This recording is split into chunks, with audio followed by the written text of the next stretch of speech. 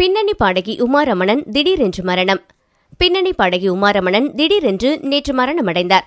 பிரபல பின்னணி பாடகியான உமா ரமணன் 1980ஆம் ஆண்டு வெளியான நிழல்கள் என்ற படத்தில் பூங்கதவே தாழ்த்திரவா என்ற பாடலின் மூலம் பிரபலமானார்.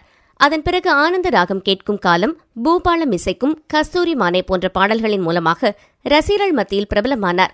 இவர் கடைசியாக விஜய் நடித்து திருப்பாச்சி படத்தில் கண்ணும் கண்ணும் தான் கலந்தாச்சி என்ற பாடலை பாடினார். உமா ஆயிரக்கணக்கான கச்சேரிகளிலும் பாடியுள்ளார். ஒரு சில படங்களுக்கு இசையும் அமைத்துள்ளார். சன் தொலைக்காட்சியில் ஒளிபரப்பான சப்தஸ்வரங்கள் நிகழ்ச்சியின் தொகுப்பாளராகவும் இருந்துள்ளார். மேலும் அந்நிகழ்ச்சியை தொகுத்து வழங்கிய நடிகர் ஏ.வி. ரமணனின் மனைவிதான் பாடகி உமா ரமணன். சுமார் 35 ஆண்டுகளுக்கு மேலாக பல பாடல்களை பாடினார். சென்னையில் வசித்து வந்த உமா ரமணன் சில மாதங்களாக உடல்நலக் குறைவால் அவதிப்பட்டவர் நேற்று உயிரிழந்தார்.